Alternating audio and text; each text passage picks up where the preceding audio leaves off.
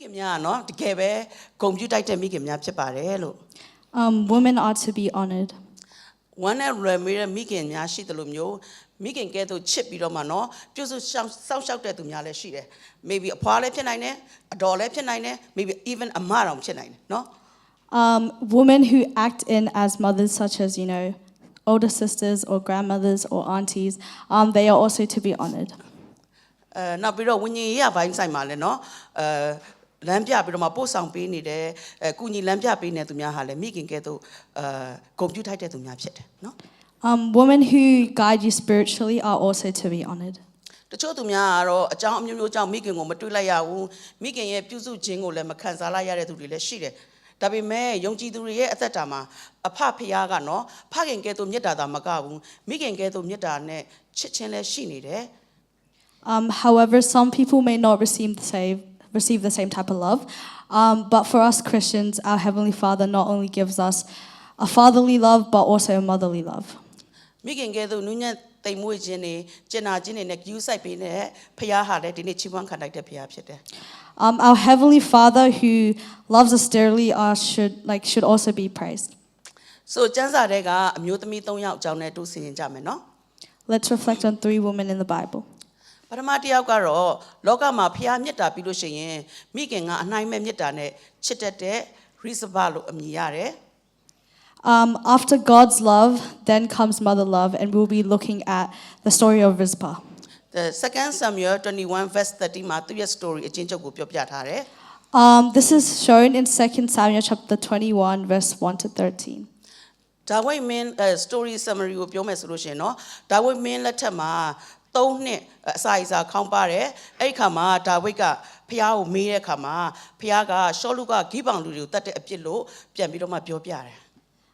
There was famine on the land for 3 years. So then David asked God for the reason, and he replied by saying, it was because of the doing of King Paul trying to wipe out the Gibeonites. အဲ့နဲ့ဒါဝိဒ်ကဂိဗောင်လူတွေကိုခေါ်ပြီးတော့မှနော်မေးတဲ့အခါမှာဂိဗောင်လူတွေကသူ့ရှီရတဲ့ရှောလုရဲ့ဒီမျိုးဆက်ထဲကပေါ့နော်သား9ယောက်ကိုယူပြီးတော့မှသူတို့ပြန်ပြီးမှသူတို့တက်ပြီးတော့မှဂိဗာမြို့မှာချိတ်ဆွဲထားခြင်းတယ်လို့ပြန်ပြီးပြောတယ် So then when David asked the Gibeonites, they said that they wanted 7 descendants of Saul to be executed and hung up. ဒါနဲ့ပဲဒါဝိဒ်ကနော်ရှောလုအမျိုးထဲကသား9ယောက်ကိုပေးပြီးသွားတယ်သူတို့အဲ့ပြီးသွားတော့မှပြန်ပြီးတော့မှဖျားရှိမှဆူတောင်းတဲ့ခါမှာသူတို့ကဒီအစာရေစာကောင်းပါခြင်းခက်ကနေပြီးတော့မှလွတ်သွားတယ်နော် So the 7 men were given, and out of the 7 men, 2 of them were Rizpah's sons. So when they were given, David then prayed to God, and then the famine was cleared. The 2 Samuel 21 verse 8မှာဆိုလို့ရှိရင်8မှာနော်သူတို့ခေါ်ပြီးတော့မှKing Saul ရဲ့ဒီပေါ့နော်သားမျိုးဆက်9ယောက်ထဲမှာ Rizpah ရဲ့သား2ယောက်လည်းပါသွားတယ် This included 2 of Rizpah's sons. So let's read 2 Samuel verse 21 verse 10 no Okay, so let's all read 2 Samuel chapter 21 verse 10. Rizpah, daughter of Aiah, took sackcloth and spread it out for herself on a rock, from the beginning of the harvest to the rain poured down from the heavens on the bodies. She did not let birds touch them by day or the wild animals by night. ဒီဟာကိုဖတ်ရတာနဲ့နော်ဘလောက်ဝမ်းနဲ့ကြေပွေဖို့ကောင်းလိုက်တဲ့အမျိုးသမီးလဲနော်မိခင်တယောက်လဲဆိုတာကျွန်တော်တို့တွေ့ရတယ်နော် So we can tell that this is really sad.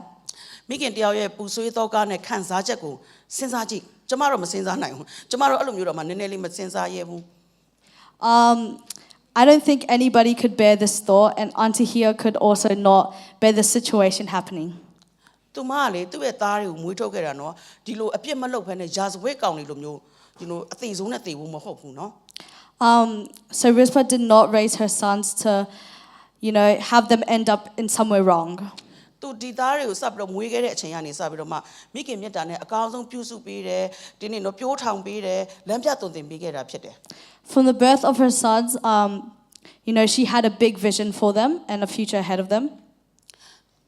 ဒါပေမဲ့ပြီးတော့နော်ဒီသားများဟာသူမရဲ့ဘဝဖြစ်တယ်သူမရဲ့ပျော်ရွှင်မှုဖြစ်တယ်သူမရဲ့အောင်မြင်မှုဖြစ်တယ်သူမရဲ့အနာဂတ်လည်းဖြစ်တယ်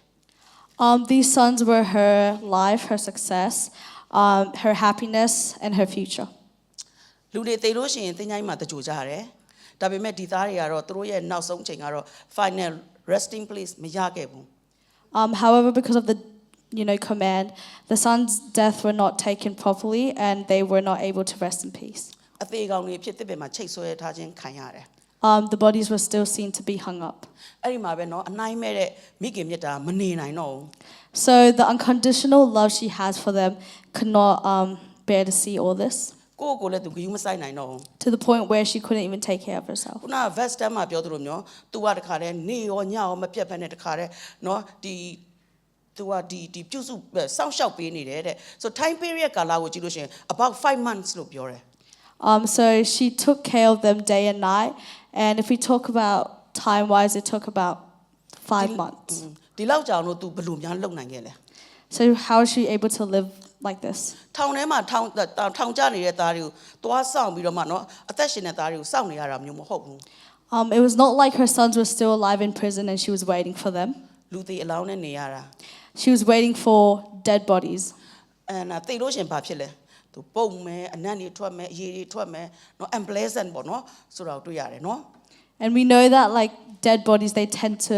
rot and they tend to have a smell eventually. စဉ်းစားကြည့်သူမရဲ့သားတွေကပုတ်ပြက်နေတယ်เนาะဒီ body ကိုကြည့်ပြီးတော့မှတစ်ဖက်ကလည်းပူဆွေးတော့ကရောက်ရတယ်တစ်ဖက်ကလည်းဒီအကောင်တွေလာမစားအောင်နေ့ရောညရောမောင်းထုတ်ပေးနေရသေးတယ်တတိရှိရှိနဲ့ Looking at the dead bodies, it would have been so sad for her because, she also prevented from animals from eating the bodies. ကဲပြောဘလို့အင်အားနဲ့ဘလို့အစမ်းတတိနဲ့သူမလုံနိုင်ခဲ့လဲ So how was she able to do all this? Any answer Yes no တကယ်ပဲ only answer တော့เนาะအနိုင်မဲ့တဲ့မိခင်မြတ်တာဖြစ်တယ် The only answer is the unconditional love. ဒီနေ့ကျမတို့မိခင်တွေဒီမှာရှိတဲ့မိခင်တွေเนาะသူမလိုမျိုးတော့မကြုံရပါဘူး In this society, no one really experiences something tragic like this. ဒါပေမဲ့သားသမီးတွေရဲ့အရွယ်အစားလိုက်အခက်အခဲเนาะတခုချင်းစီတိုင်းမှာ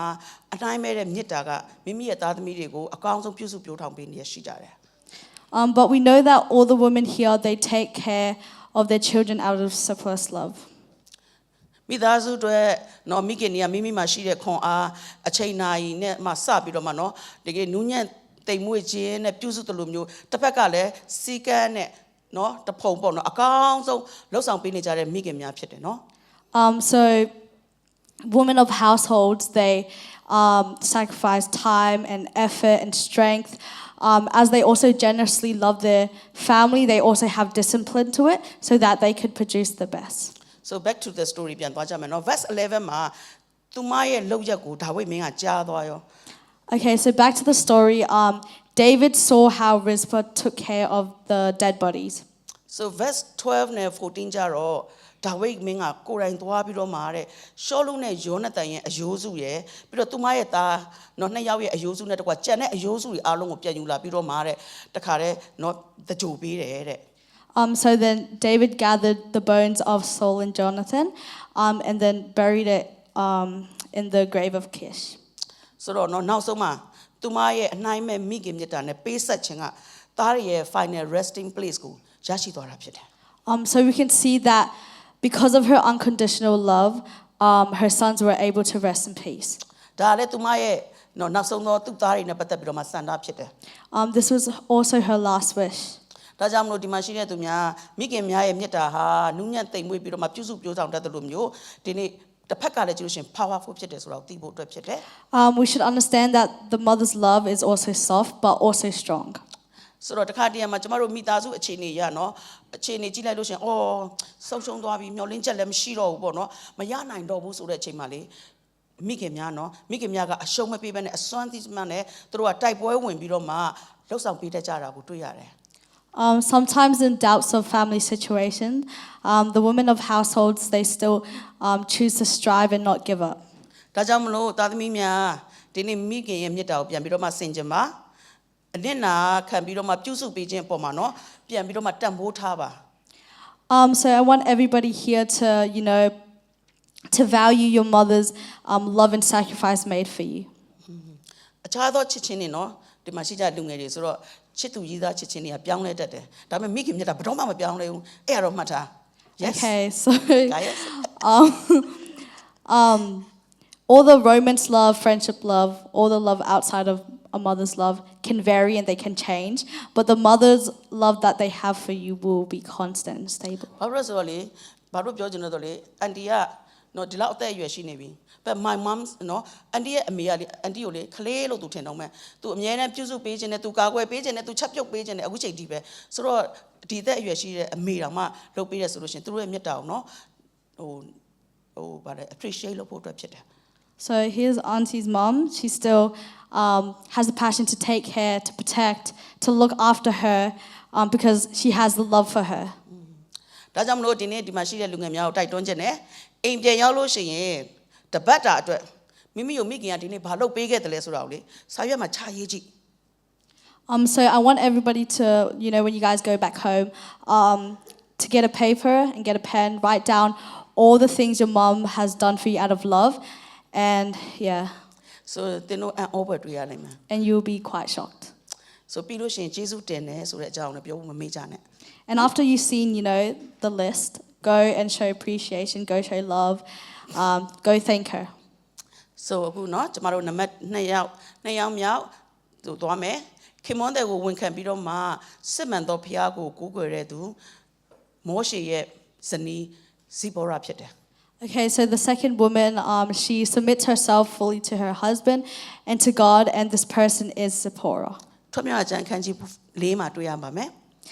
This is seen in Exodus chapter 4. မောရှေရဲ့အကြောင်းเนาะအားလုံးသိပြီးသားဖြစ်တယ်ဖျားကမောရှေကိုအဲဂရုမှာကျွန်ခံနေရတဲ့ဣသရေလเนาะအမျိုးတွေကိုကယ်ထုတ်ဖို့အတွက်စိတ်ခိုင်းခဲ့တယ် Okay, so a bit of context here. So Moses, he was asked by God to go and save the Israelites in Egypt. ဖျားကမောရှေကိုเนาะနောက်ဆုံးမှာเนาะအမျိုးမျိုးခိုင်းခဲ့တယ်အမျိုးမျိုးပြောပြီးတော့နောက်ဆုံးမှာเนาะမောရှေကလက်ခံပြီးတော့မှမောရှေနဲ့သူတို့မိသားစုကအဲဂရုပြည်เนาะအဲဂရုပြည်သွားရလမ်းမှာစခန်းချနေ So then finally Moses agrees to it,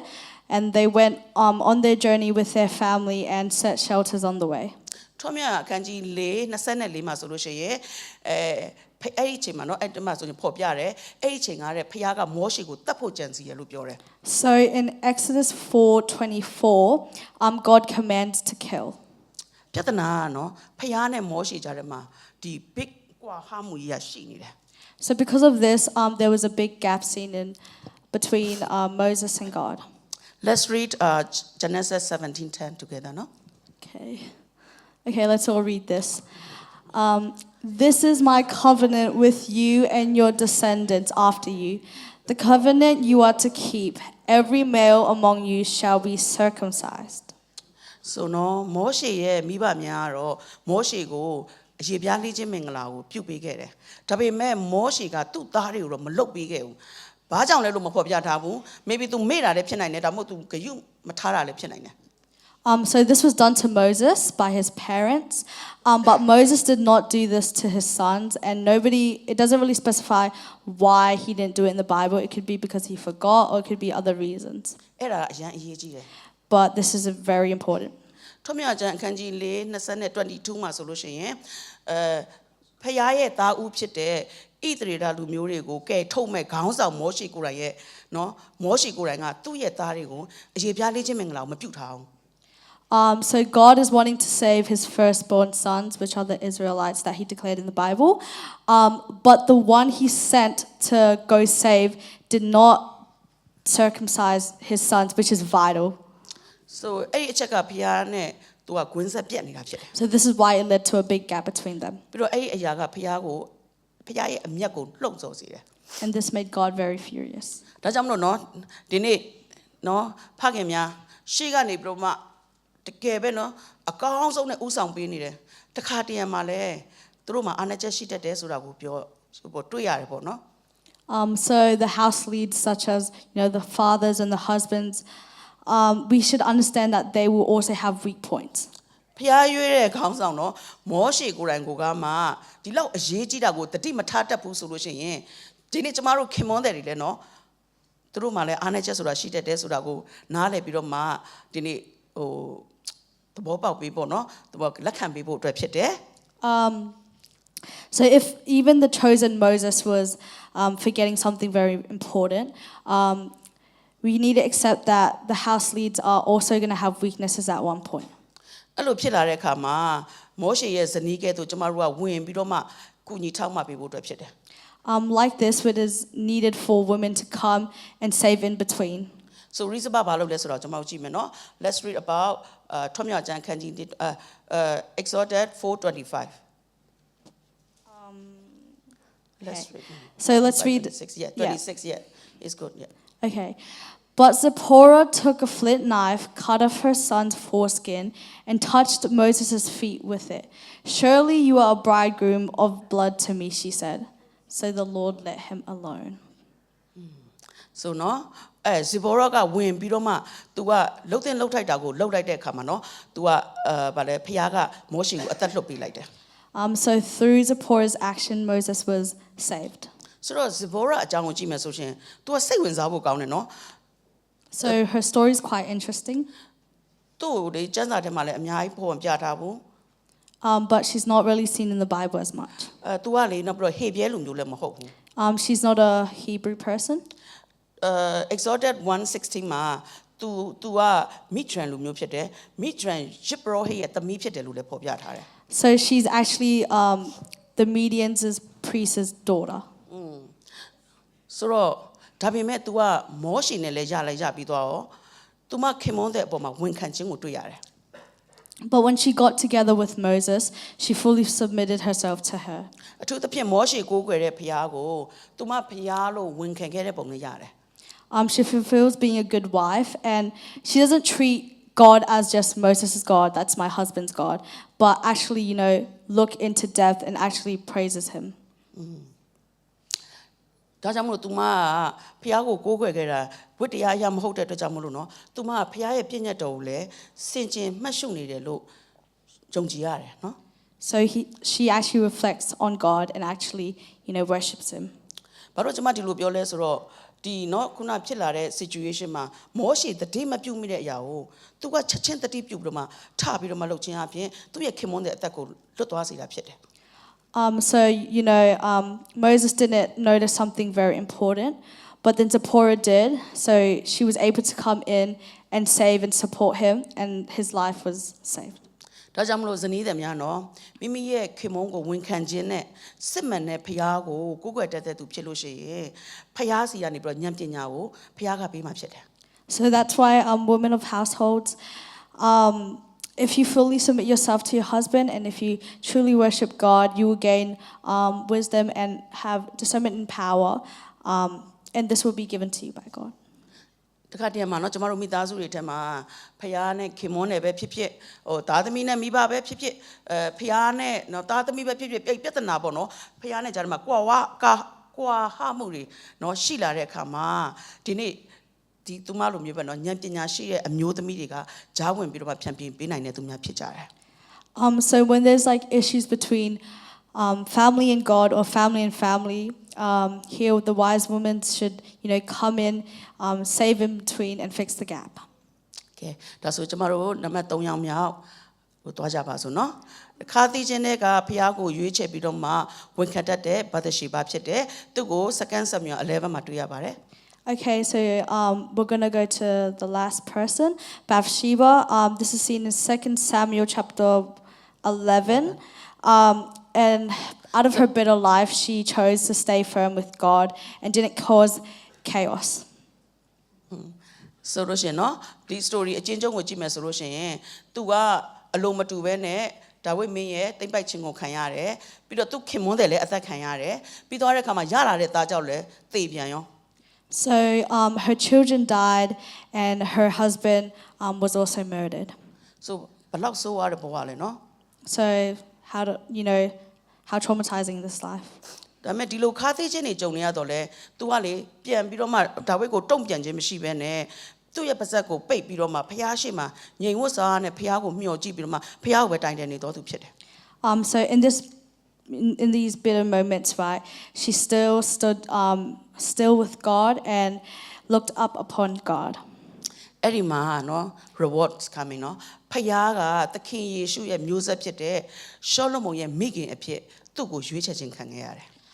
Then God rewarded her by her being King Solomon's mother.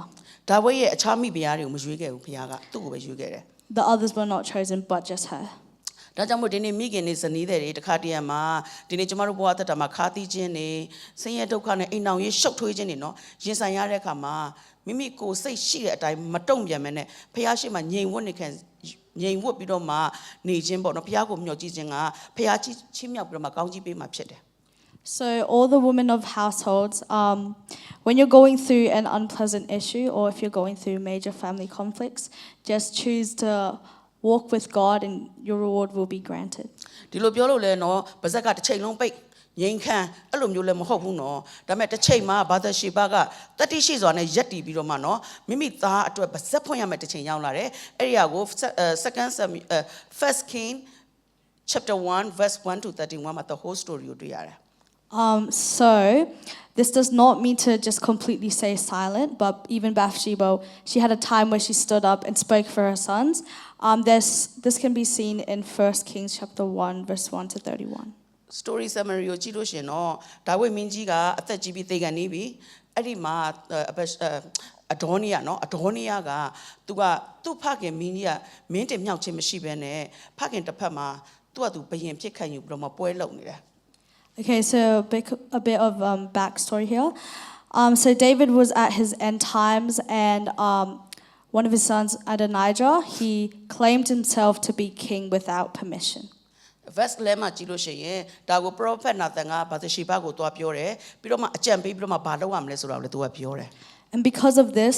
Prophet Nathan came to meet with Bathsheba and instructed her to what she had to do. ဘာသာရှိဘကလည်းနော် prophet ပြောတဲ့အတိုင်းနားထောင်ပြီးတော့မှလုပ်တယ်ဒါဝိဒ်ကိုဝင်ပြီးတော့မှတွေ့ရတယ် So Bathsheba listened to the instructions and went to meet with David. ဒါဆိုနော်ကျမတို့ First King verse 1 17ကိုကျမတို့အတူတူဖတ်ကြရအောင် Okay, let's all read this together. She said to him, "My Lord, you yourself swore to me, your servant, by the Lord your God. Solomon, your son, shall be king after me, and he will sit on my throne." See ဘာသာရှိဘကစကားကြီးအများကြီးမပြောဘူးသူ့ကိုဒါဝိဒ်ဘာပြောခဲ့တယ်လဲဆိုတော့သူကပြန်ပြီးတော့မှနော်ရှောလမုန်ကကင်းဖြစ်ရမယ်ဆိုတော့ဆိုတော့သူပြောခဲ့တယ် So she was just reminding David about his words that he promised. ဆိုတော့ prophet Nathan ကလည်းအဲ့ချိန်မှာရောက်လာပြီးတော့မှဘာသာရှိဘကိုကူပြီးတော့မှပြောပြရပေါ့နော် And then soon after, Prophet Nathan came in and reconfirmed her words. So let's read First King verse 1 verse 30ကိုဖတ်မယ်နော်အတူတူ Okay, let's all read 1 Kings 1:30. I will surely carry out this very day what I swore to you by the Lord, the God of Israel. Solomon, your son, shall be king after me, and he will sit on my throne in my place. အဲ့ဒီခါမှာဒါဝိဒ်မင်းကလည်းနော်ပြန်ပြီးတော့မှရှောလမုန်ပဲပြင်ဘယင်ပဲပြန်ဖြစ်ရမယ်ဆိုတော့ assurance ကိုပြန်ပြီးပေးတယ်ပြီးတာနဲ့ verse 33နဲ့35မှာဒါဝိဒ်မင်းကြီးကချက်ချင်းစီစဉ်လုပ်ပြီးတော့ပွဲလုပ်ပြီးတော့မှဒီနေ့ရှောလမုန်မင်းကိုမင်းကြီးအဖြစ်တင်မြှောက်ခဲ့တာကိုတွေ့ရတယ် So then David reassures his promise by saying Solomon will be king, and he took immediate actions. ဆိုတော့ဘာသာရှိဘရဲ့အသက်တာကိုကြည့်လို့ရှိရင်ဒီယောက်ျားဖြစ်သူမပညာတတိရှိသောအမျိုးသမီးလည်းဖြစ်တယ် So Bathsheba, she's seen to be wise, and she's seen to have discerned in power. သူမဘယ်အချိန်မှာပါဇက်ပိတ်ရမလဲညင်ဝတ်နေရမလဲဘယ်အချိန်မှာထပ်ပြီး action ယူရမလဲဆိုတာသိတော်သူဖြစ်တယ် She knows when to stay still, and she knows when to speak up. ဒီနေ့ကျမတို့အမျိုးသမီးများနော်ဘာသာရှိဘအဖြစ်ကျမတို့ပညာရှိစွာနဲ့အချိန်အခါကိုသိတတ်သူဖြစ်ဖို့အတွက်ဒီဘာသာရှိဘအဖြစ်နဲ့သိယူစရာဖြစ်စေတယ်နော် So we are all to be like her. နောက်တစ်ချက်ကနော်ဝိညာဉ်ရေးကဖျားလူရဲ့စကားကိုသူမကမှန်ကန်စွာဝန်ခံတတ်သူလည်းဖြစ်တယ် So another point is that she obeys and she listens to spiritual instructions. ကျမတို့လည်းသူတို့လိုပဲဖျားအလိုနဲ့ညီတော့ဖျားအလိုတော်နဲ့ညီတော့နော်ညီတော့ဝိညာဉ်ရေးကဥဆောင်သူတွေရဲ့လမ်းပြမှုသူတို့ရဲ့တိုက်တွန်းမှုကိုလိုက်နာဖို့အတွက်ဖြစ်တယ် Like her life, we should listen to spiritual advices, especially women, if you want the best for your children. ခုန Rachel တို့ဆမ်မီတို့ဖတ်သွားတယ်နော်တုတ်တန်ကျမ်း31ဒီအရာကလေဒီဘာသရှိဘကသူမရဲ့သားရှောလမုန်ကိုရေးသောစာဖြစ်တယ် So in Proverbs 31, this is a message written from Bathsheba to King Solomon. နော်ကျမတို့တုတ်တန်ကျမ်းအခန်းကြီး31 10ကိုဖတ်ကြရအောင် Let's read Proverbs 31 verse 10 Okay, let's read. A wife of noble character who can find, she is worth far more than rubies. ဆိုတော့နော်အကျင့်သီလနဲ့ပြည့်စုံသောအမျိုးသမီးလို့လည်းဒီထက်မှပြောထားတယ်ပြီးတော့ဗာပြောလဲဆိုလို့ရှိရင်ဗဒတ်များထက်တာရေးအဖိုးထိုက်တယ်ဘယ်လောက်တန်မိုးရှိလဲဆိုတဲ့အရာသူမကရေးအောင်တယ်မကောက်သူမကိုယ်တိုင်ကlife testimony ဖြစ်နေတာကိုတွေ့ရတယ် So as seen, a wife of noble character who can find, she's far more worth than rubies. This is not just an ordinary message, but this is actually a life testimony she's giving. So နောက်ဆုံးအချုပ်အနေနဲ့ပြောလို့ရှိရင်ကျမ်းစာထဲမှာနော်ခုနကျွန်မဖတ်ခဲ့တဲ့ကျမတို့စင်ကျင်ခဲ့တဲ့အမျိုးသမီးများအဖြစ်ကျမတို့ဘဝအသက်တာမှာခွန်အားဖြစ်စေတယ်သင်ယူစရာဖြစ်စေတယ်နော် So to conclude, these three women are inspirational. We ought to learn from them. မိခင်များရဲ့အနိုင်မဲ့မေတ္တာနော်ရိစပါကဲ့သို့အရာရာကိုဆွမ်းဆောင်နိုင်တယ် Like Rizpah, the mother's unconditional love can fight through anything. ထို့အတူပဲရိစပါလို့ခင်မွန်းတဲ့ပုံမှာဝန်ခံခြင်းနဲ့နော်စစ်မှန်တဲ့ဖျားကိုကိုးကွယ်ခြင်းကပညာတတိကိုဖြစ်စေတယ်မိသားစုကိုလုံခြုံစေတယ် So like Zipporah, when you fully submit yourself to God and obey Him and fully submit yourself to your husband, this shows wisdom and this shows discernment and power, which leads to safety of your family. နောက်ဆုံးအနေနဲ့ဘာသာရှိပါကဲ့သို့ဘဝမှာခါသိခြင်းတွေပောက်ကွဲမဲ့အစားတုံ့ပြန်မဲ့အစားဖျားရှိမှညင်ဝတ်ဆုတောင်းခြင်းဖျားကိုမျှော်လင့်တတ်ခြင်းကမိမိနဲ့မိမိမျိုးဆက်အနာဂတ်အတွက်ချီးမြှောက်ကောင်းခြင်းမင်္ဂလာကိုဖြစ်စေတယ် Lastly, like Bathsheba, after bitter experience, if you still choose to stay calm with God in prayer, you will see blessings not only to you but to your descendants as well. ဒါကြောင့်မလို့နောက်ဆုံးအနေနဲ့ဒီမှာရှိကြတဲ့ကျမအပါဝင်မိခင်များအားလုံးကောင်းကြီးမင်္ဂလာများစွာပြည့်ဝစွာခံစားရပါစေ So that's why women of households, I pray that in Proverbs 31 verse 10, you will be far more precious than rubies. So သားသမီးများဒီမှာရှိကြတဲ့သားသမီးများနော်ခင်မွန်းတဲ့များနော်တမိုးရှိတဲ့မိခင်တွေတမိုးရှိတဲ့ဇနီးတွေများကိုတကယ်ပဲတမိုးထားပြီးတော့မှ appreciate လုပ်နိုင်ကြပါစေလို့သခင်ယေရှုနာမ၌ဆုတောင်းပေးပါတယ် So I pray for all the children and husbands and fathers to show appreciation, show how much you value the women of your household, and God bless you all. Thank you Joyce